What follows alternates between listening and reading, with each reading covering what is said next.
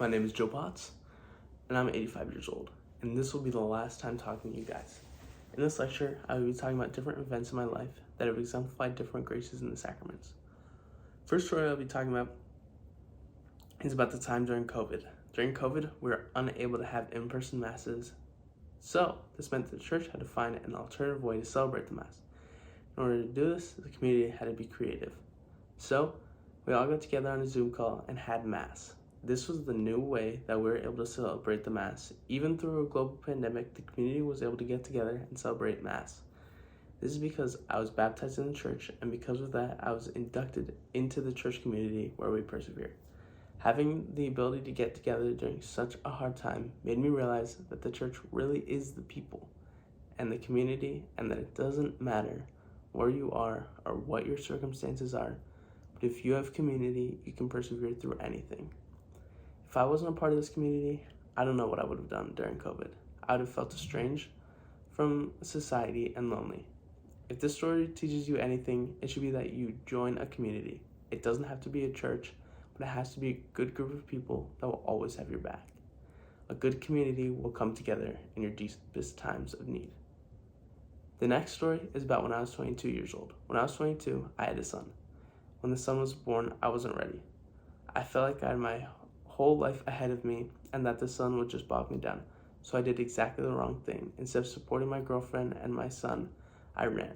I moved to a different town in order to not have to deal with my son.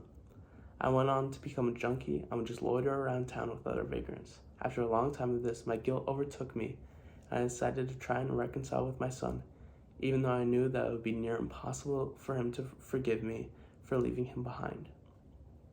After I came back to be with my family again, I wasn't accepted. My ex-girlfriend wanted nothing to do with me, and my son hated my guts because I betrayed them both. I felt horrible and didn't know what to do, so I went to God and asked him to forgive me because I knew, even if my son couldn't forgive me, that God could. After I had a conversation with God, I felt his healing mercy and his forgiveness. So I had the strength to tell my son that I was sorry and that I understood if he didn't forgive me. Even though at the time he didn't forgive me, I still felt that I had done what I needed to do. And eventually, after many years, my son finally forgave me for what I did and realized that I wasn't the same person anymore that had selfishly run away from him. If I had never felt the healing mercy and forgiveness from God or my son, I wouldn't have been able to repair my relationship with him. I would have been trapped in my own guilt forever. My advice to all of you seniors would be, if you feel bad about doing something to someone else, you should talk to God about it and apologize to that person. It will almost always make you and the other person feel better and will most likely help to repair your relationship with that person. The last anecdote I will share with you guys is about my marriage. When I was 36 years old, after I started repairing my relationship with my son, I met a woman whom I fell in love with instantly. She was smart, funny, and was kind. 2 years into my relationship with her, I decided to propose to her, and she said yes, and we got married. To me, the marriage was only a reaffirmation of our love for each other and was just a celebration of our love. However, I didn't realize what marriage really meant in the Catholic Church until I was about 40. When I was 40, I went through a hard time.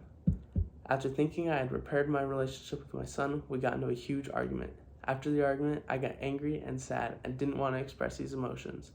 So I resorted to alcohol and started to lash out more at my wife and at others. Even after becoming an alcoholic and an angry man, my wife still stuck with me and helped me through this time. Even when I got mad, she stayed patient and understanding. Eventually, I was able to make peace with myself and with my son and got through the rough time. But throughout my time of conflict, my wife stayed with me and demonstrated her loyalty and fidelity. Even when I was mean to her and drank too much, she stayed with me. She always chose to face problems with me as a team. If she hadn't stayed with me, I could have stayed an alcoholic, and I don't even know how my wife would have ended up going. But my life has turned around, in large part because of her. If I were to give advice on marriage, it would be this. Make sure that whoever you marry is going to stick with you throughout the thick and thin, that they know who you are deep down and will stick with you when you need it most. All right, that wraps it up. Thank you so much for listening, and thank you for a great class.